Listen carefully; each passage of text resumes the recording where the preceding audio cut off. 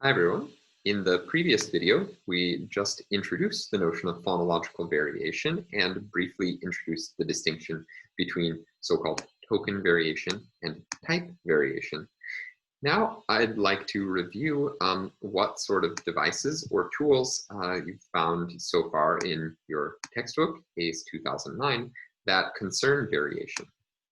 So we've already just discussed the notion of optional rules, where an optional rule means that the same input can have more than one different possible output, depending upon whether the rule applies or not. So we saw an example with the English word agility, which could have either a non-tapped form, a form without a tap, and instead the underlying coronal stop is realized on the surface, or it can have a tapped variant.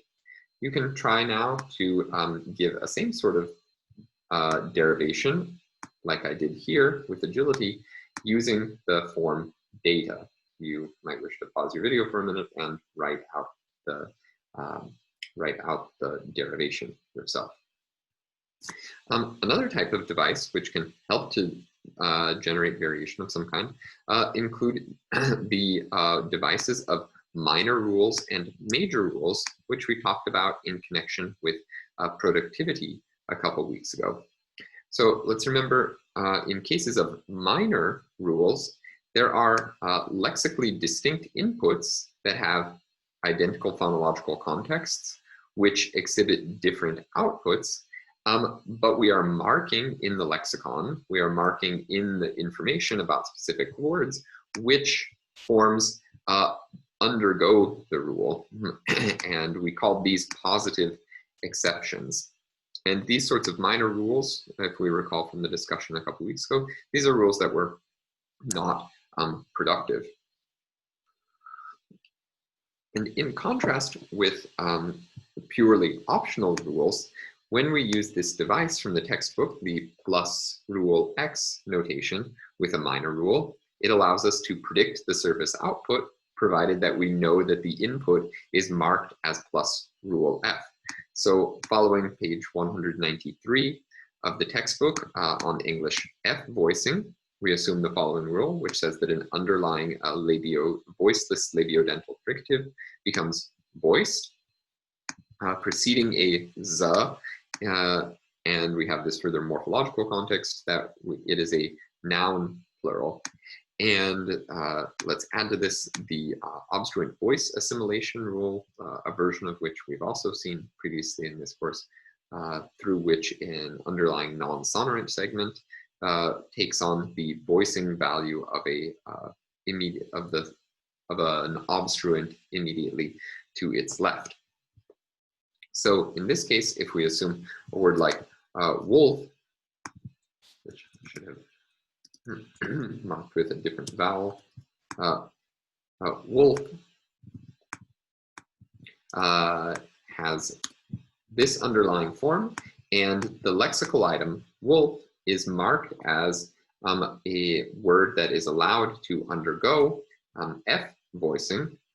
Then, if we have this rule ordering of F voicing first and obstruent voice assimilation second, then first F voicing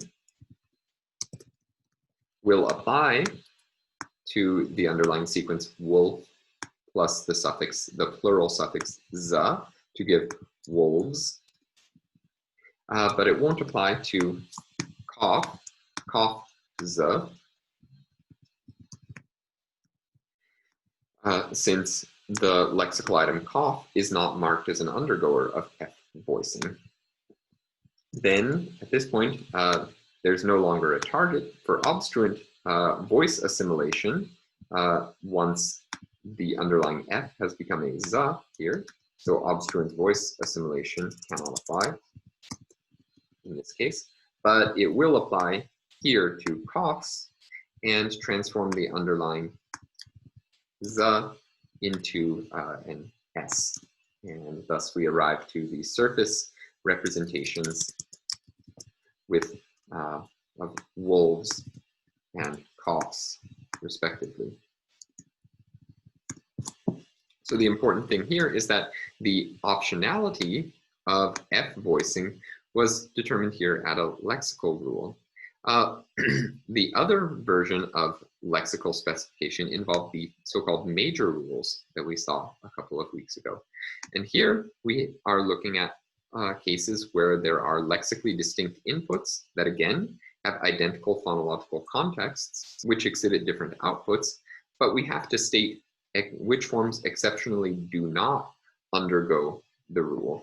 So in this case, the expectation in the language is that all forms should be subject to the rule, all forms should normally undergo the rule, and therefore we have to mark in the lexicon, mark on specific lexemes, which words are exempt from the application of particular processes.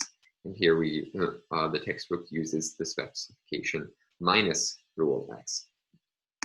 And this involves the processes of one example that can be found in the textbook concerns final lowering in the Australian language larbil, where the word meaning spear thrower, underlying muruku, does not undergo either the processes of apocopy or final lowering in this language. So we can see two words that do undergo these processes.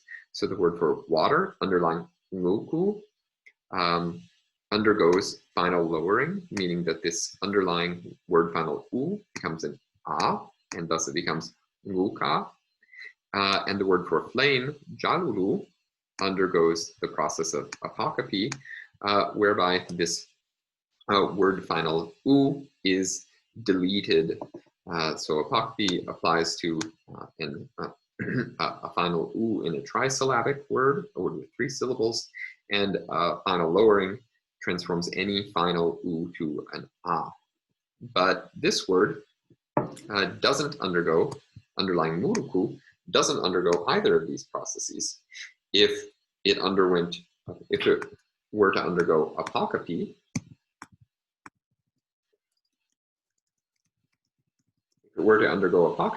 then it would be transformed into muruk.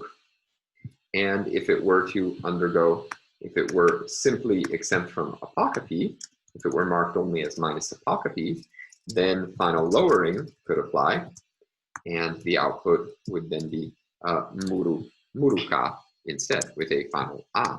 So it looks like this word, since it is actually pronounced on the surface as muruku, must be marked as both minus apocopy and minus final lowering. So we could expect one of these other two outcomes, either muruk or muruka with a final a, if this lexical item, this word, were not somehow special.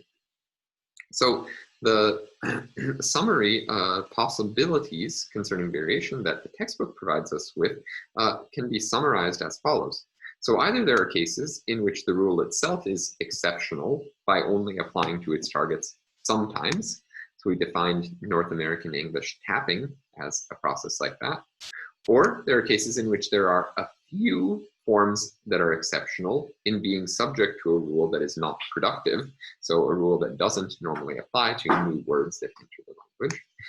Or there are a few forms that are exceptional in that they are not subject to a rule that normally is productive and normally applies to virtually all other words in the language.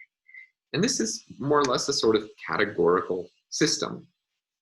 So we are saying that rules and lexical items are separated into completely distinct, completely separate, completely discrete bins, let's call them. You can think of them as trays, boxes, whatever. So in this categorical system, either a rule is optional or not. If a rule is not optional, then we expect the rule to apply wherever it can. If the rule is optional, then it has the possibility of either applying or not applying. On the other hand, we say either we can say a rule is productive or it isn't. So the distinction between the so-called major rule and a minor rule. Productive rules are used widely in the language, minor rules are not. And lexical items are also specified categorically as undergoers of minor rules or non-undergoers of major rules, or they're not specified at all, in which case we expect for them the neutral situation, the neutral bin or box, is for a word to undergo a major rule, but not to undergo a minor rule. However, we can find a nice example from the Tagalog language, widely spoken language in the Philippines, which complicates this situation somewhat. Here we will look at the process of D-tapping in this language. So in Tagalog, an underlying voiced coronal stop, da, can be realized as a coronal tap, ra, whenever it is between two vowels. And the problem, as we'll see in this case, because depending on which words you are talking about, it either looks like we could define the rule as an optional rule or a major rule or a minor rule.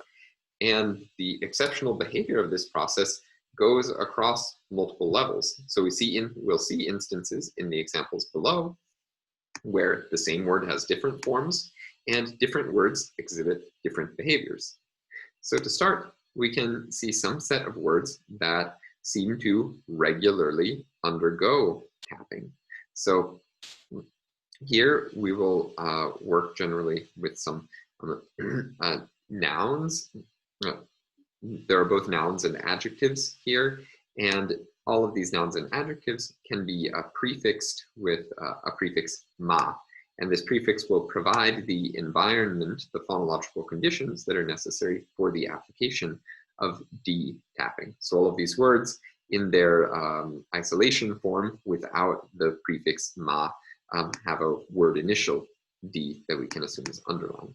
So words like intelligent, the infinitive to hear, and the adjective fragile, when the environment for D-tapping is met, then it regularly applies. So we find marunong, marinig, and marupok.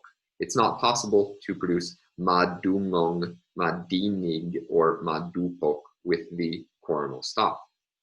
On the other hand, there are words that simply refuse, which cannot undergo the D-tapping rule, such as madaig, madulas, or madaan, madaan, where even though the prefix ma provides the conditions for D-tapping, D-tapping doesn't apply in those cases. And finally, there are some words, like the words for dirty or having a dirty face, where both options are allowed. You can either find the tap or not find the tap. So the question is here whether we should consider D-tapping an optional rule. Do we need both markings for major and minor rules? What's the situation here exactly? If we look at just the examples in 8 alone, then it could work. That is, if all of the words in Tagalog here behaved like the examples in 8, then perhaps we could simply mark D-tapping as optional in the way that we marked tapping, English tapping, as optional above.